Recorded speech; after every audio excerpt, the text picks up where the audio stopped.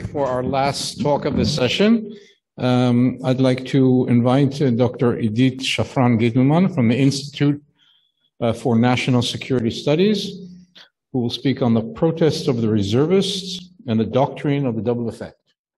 Hey, so for some reason I thought we'll have more non-Israeli among the crowd, so I thought to give it a little bit of a background, and still I decided to read it. It's already printed, so I apologize for those of you who've been with us at the past few weeks.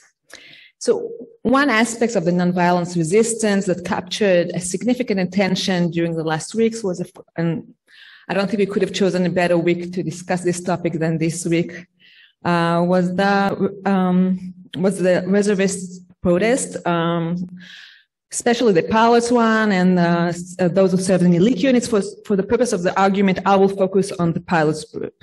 So the reasons the pilots have drawn the most attention and played a central role in sustaining the legislation in the previous round, which we used to call a Gallant night when Gallant was fired, is rooted in the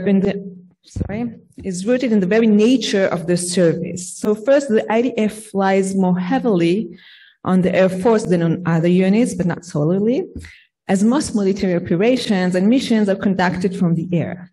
Additionally, pilots must practice at least once a week in order to maintain their abilities, therefore refraining from the duty service, even symbolically by skipping a few days of practice, has a significant impact on the abilities and the overall effectiveness of the Air Force and the IDF in general. But the pilots' warning that they will not attend the service call as their legislation continues has sparked a major social dispute. And one has to know that even among those opposing the legal reform, some argue that this is a crossing of the line, dragging the military into the political sphere.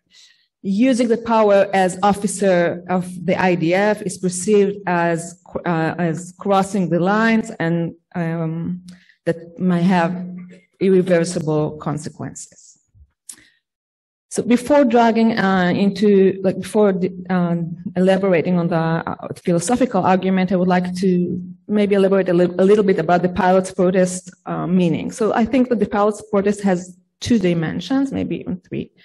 So first, they raise a claim according to which, when the democratic system is not functioning and there is no legal advisory system, there is no independent Supreme Court, their ability to know that all rules, that all orders they receive are legal and moral is very limited. But also, one has to admit that they simply use their power, maybe even using I don't want to say using the uniform, and using the power to stop what they perceive as a catastrophe of Israel, as Israel's losing its democratic identity.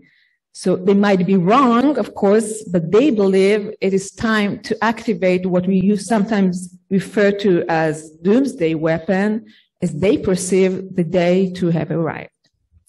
So before delving into my philosophical argument, I would like to address some more points and claims that were raised.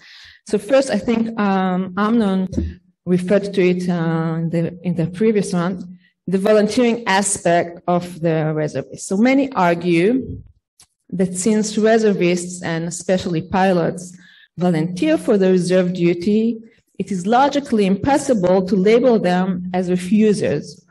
One cannot be blamed for refusing to volunteer, they say, and since they are volunteering, they cannot be blamed for and referred to as refusers. Well, while I think that technically this is correct, I agree with Amnon that it doesn't have any moral, philosophical, very interesting implications. If you commit to volunteering and others rely on your commitment, refraining from fulfilling the agreement can be seen as refusing to volunteer as promised. So another claim that is thrown into the air many times is that refusing is always forbidden, right? Salvanut mechutz letchum. So no one really believes so. We each have our red lines. David Enoch sometimes told me that the first to bring the Holocaust into discussion loses, but he's not here, so I might as well mention the Holocaust. But even without going all the way till the Holocaust. Soldiers, as Ziv just demonstrated, are not only allowed to, but also required to refuse to follow a manifestly unlawful order. This doesn't mean that the current situation involves such an order. Maybe it does, maybe it doesn't, but it does refute the notion that refusing to serve is never allowed. So setting aside our moral judgment of the pilot's action, it is, I think, undeniable that two important facts emerge. First, their action were very effective. As I said in the previous round, some people think, I think many people think, that this is what helped sustaining the reform, what led to Prime Minister Netanyahu to fire Gallant, and that led to the Gallant night. And many people think that was the game changer. This is not to say that it can play the same role this time, but it at least was very highly effective. But second, I think it's hard to deny that their actions come at a cost.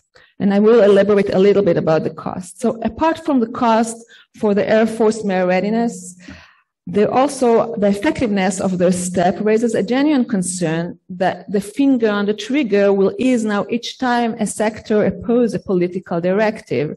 Well, this may not be my interpretation to the move to the pilot's protest, and it is not. This is irrelevant. We can justify their actions, present compelling arguments that distinguishing their refusing to attend their duty from other kind of refusers. But those who wish to employ the same method will not be swayed by this distinction. Also, additionally, the IDF now faces a deep social dispute and a threat to its unity, and it is a real cost. Sometimes we think of it as soft. We sometimes distinguish between hard power and soft power, but the army is really concerned with it, and for a reason. So I can't elaborate more on the details of the price, but I ask you to trust me when I say that there is a cost involved. So last clarification, maybe not a clarification, but another question. Till this week, maybe even till yesterday, what we witnessed was a threat of non-appearance and not an actual non-appearance. Leaving aside the question of whether or not this constitutes a refusal, it is an interesting question, I think, whether there is a difference between a threat not to attend and actually refraining from attendance. On the one hand, there is no reason to assume that there is no distinction, just as there is a distinction between a threat of murder and an actual murder.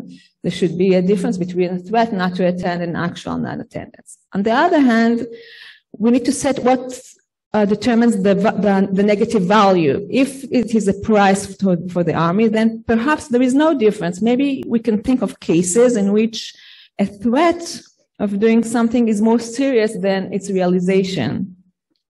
So consider, for example, parents who constantly threaten, I'm apologizing for the example, but consider, for example, parents who constantly threaten to abandon their child, not in the context of if you want it, a policeman will come, but a real threat.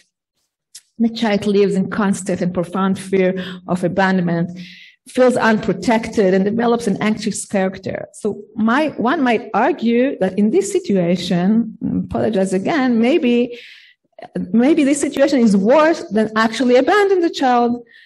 Let him be adopted by a loving family that will provide warmth and enable his rehabilitation.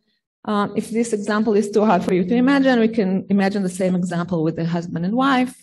But this is one case that you can, maybe some will say, you know what, you might have just do it already, okay? Keep on threatening is doing more harm than actually does it. So it could be argued, I think, that the pilot's action are more similar to the latter case, since the mere threat created a real rift in the army. It might have been better for the military, according to this claim, if the pilots had already followed through their threat, allowing the army to rebuild its power structure and move on.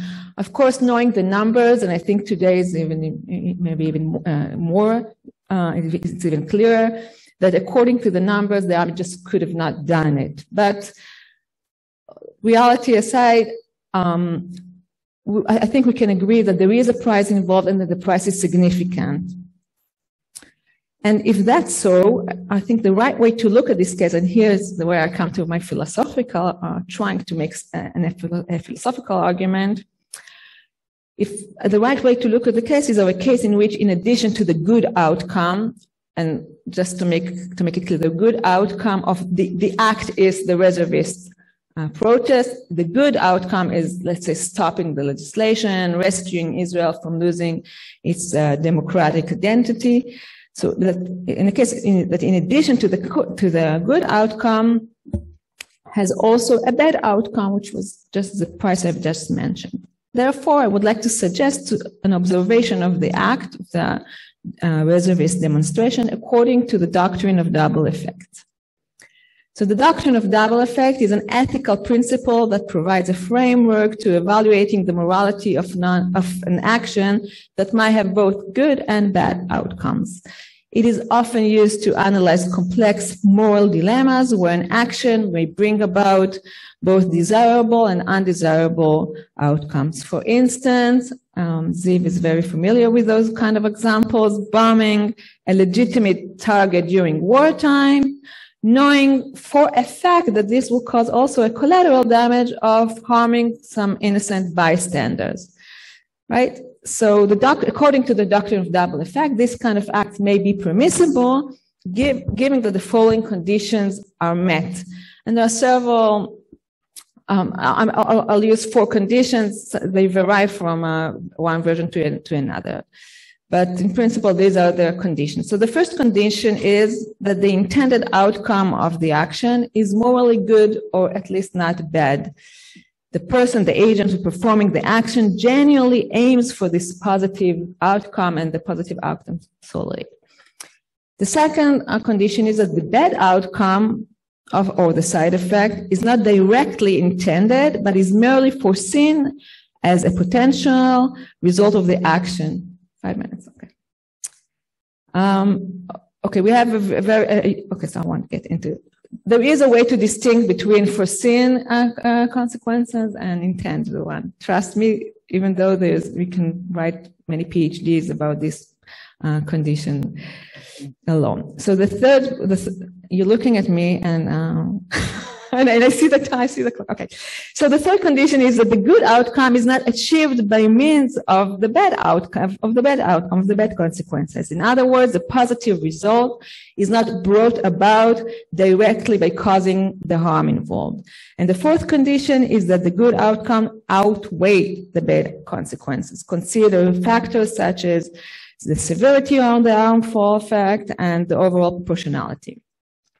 So let's now, with the 3 minutes I have, analyze the Israeli reservist protest against the legal reform using the doctrine of double effect. So the first condition about intended outcome, the intended outcome is, as I said, stopping the legal reform, protecting Israel from what they perceive as losing essential democratic value principle, and I think it's going to be correct to say saving Israel from losing its democratic identity, no less than that.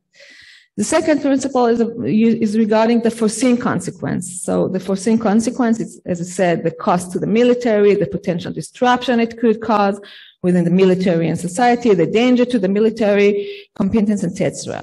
Of course, the pilots, although might predict the foreseen consequences, they didn't intend it. They're very concerned with it. I believe they hoped they could have reached their purpose without this collateral damage. So I think we can check also on the second condition. Now regarding the third condition, which goes to the means and relationship. So the way the reservists to achieve their goal was not through the damage to the military that was described. That's the bad result, which is the damage to the military that was described, was not the means for them to achieve the good goal, which is stopping the legislation, rescuing Israel and Japan. So we're left with proportionality.